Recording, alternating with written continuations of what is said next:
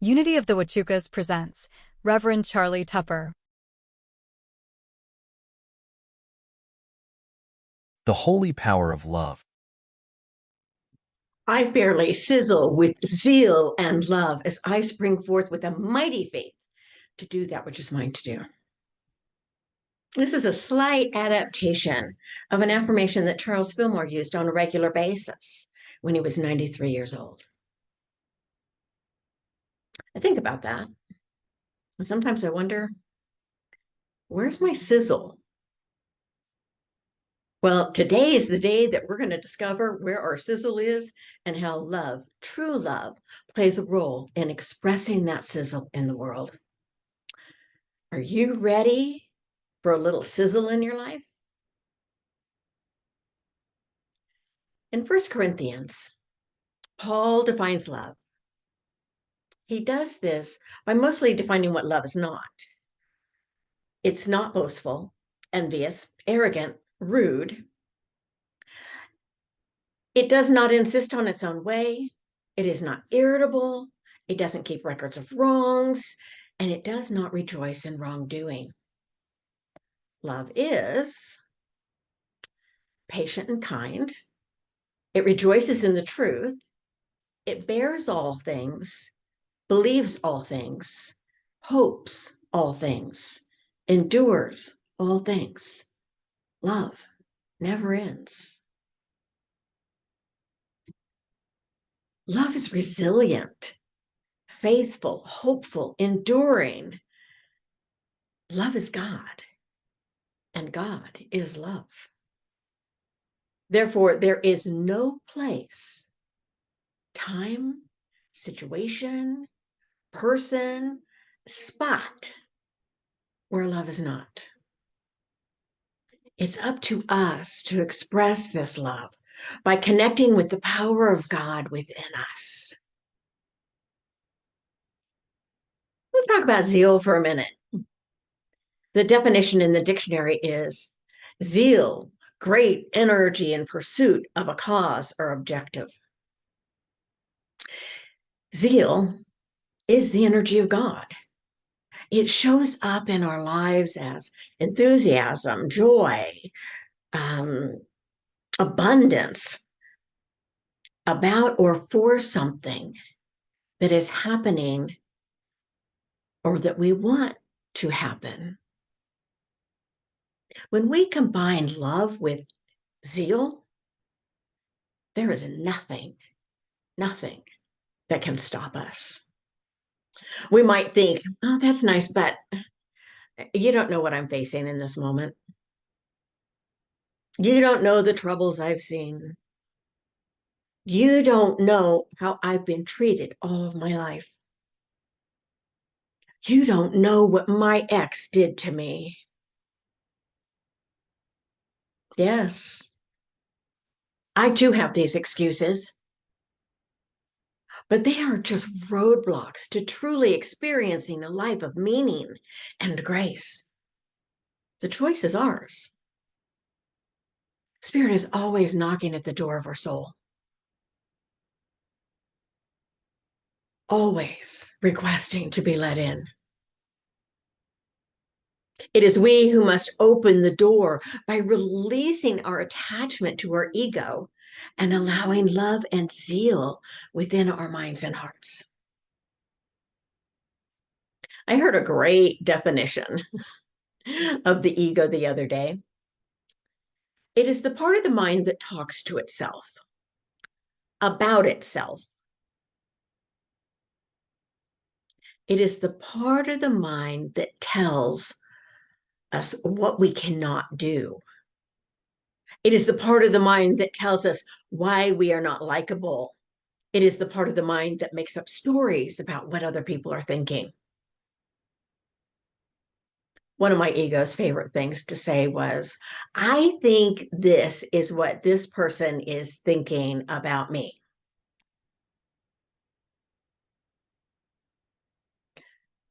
It's actually like one of those football commentators where he says, the player is thinking, or the coach is thinking, And I laugh and I look at my husband and say, actually, he's thinking, when is this half going to be over? Because I really have to pee.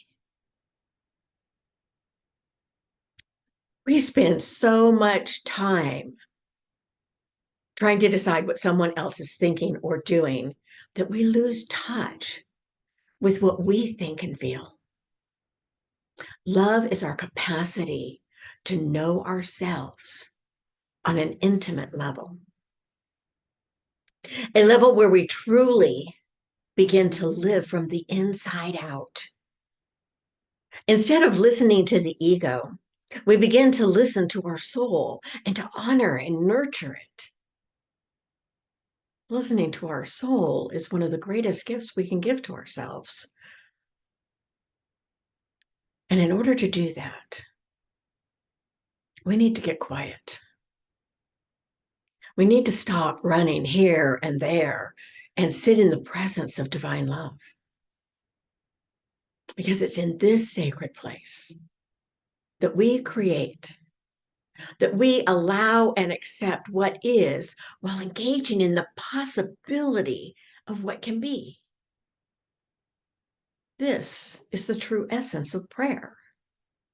Prayer is not about pretending something is not happening. It is acknowledging what is while engaging in the possibilities of what can be. We tap into those possibilities when we take a few moments and sit in the silence. Out of the silence comes a truth with a capital T, a truth of what we are and what we are capable of. The Fillmores, Charles and Myrtle, who were the founders of Unity, taught a different type of prayer than what they grew up with.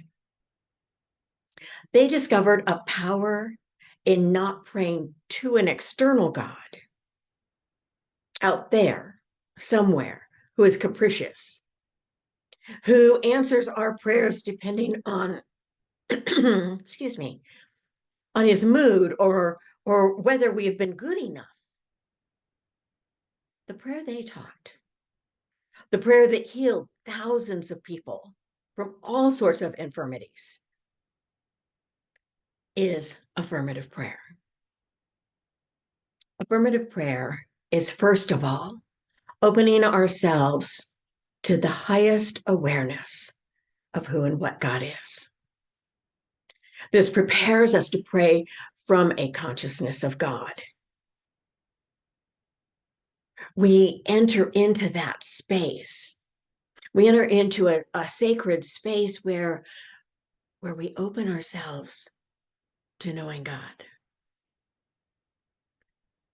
And if we need an idea of who God is, we go back to love.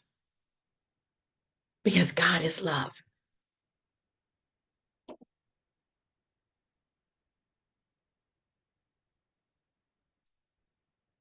In the 4T prosperity class, Stratton Smith would always open his prayers by saying, I am open and receptive to God's living spirit of truth. This is an affirmation that declares our receptivity to the activity of spirit in our lives. Affirmative prayer is not affirming, it's all good, or it's a glorious day and everything's going my way. These are positive thoughts, but not affirmative prayer. Affirmative prayer is a truth statement. It means that it's a statement that is true in the absolute realm. It's true all of the time.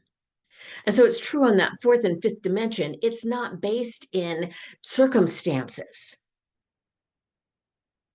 And when we open ourselves to those higher dimensions in the silence, we can affirm with all love and zeal, I am an expression of God. I live in an opulent universe.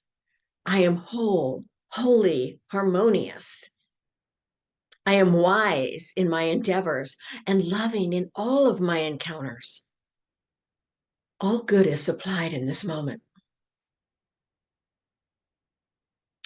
Now, I need to confess to you that the ego is not going to like this at all.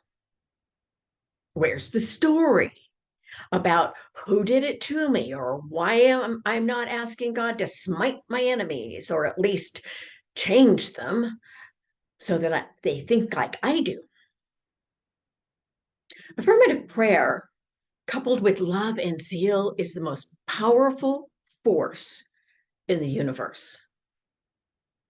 Our job is to open ourselves to the power and presence of God and to hear the truth. To hear the truth.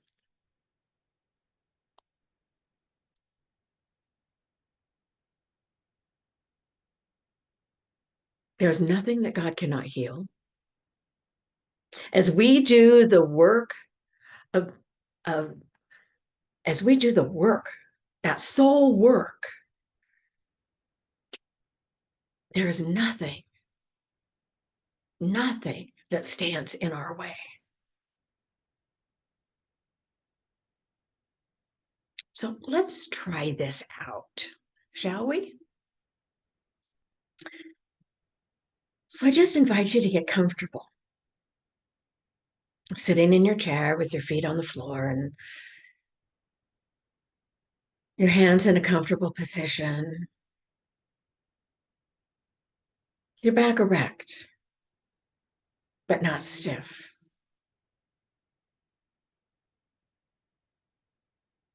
We take a breath.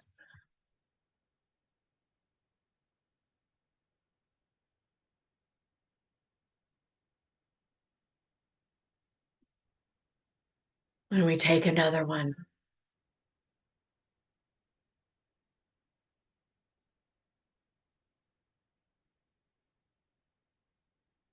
And we allow a third one. Entering into that energy of allowing, of receptivity. I am open and receptive to God's living spirit of truth.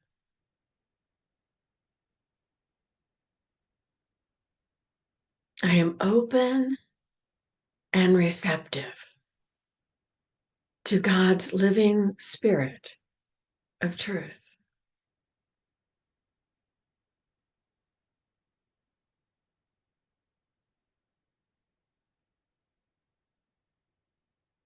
Just allowing those words, the vibration of those words, to resonate in our bodies.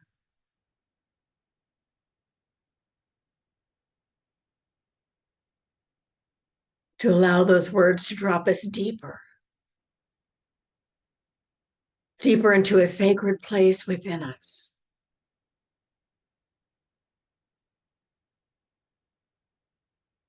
Open,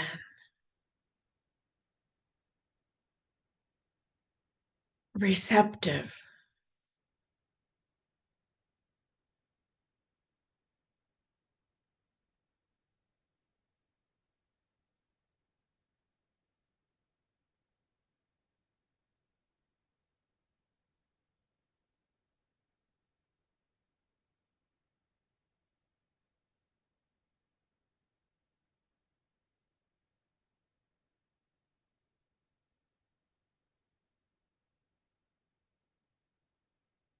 I am alive and I rejoice in living.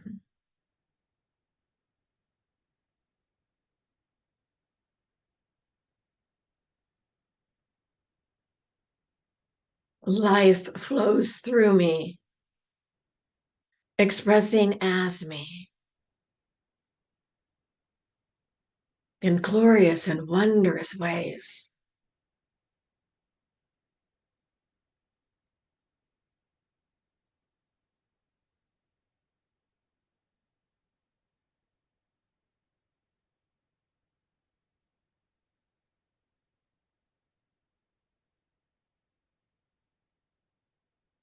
I am love expressing. Love flows through me freely to all those I encounter in this day.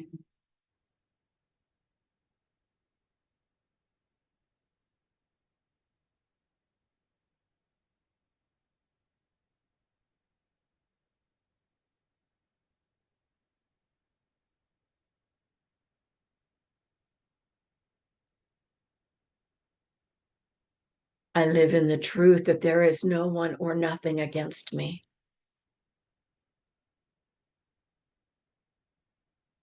That the Spirit of God is for me, and the power and the presence of God are working for my good.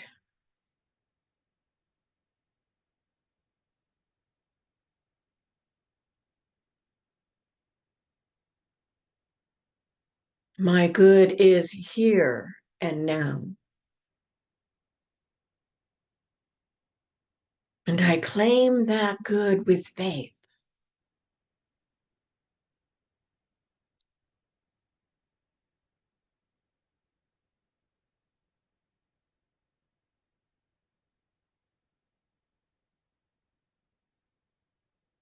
I work together with this good to co-create a life, a world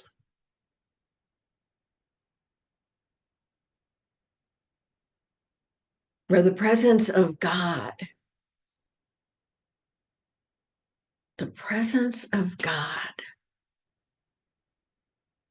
is all that we know.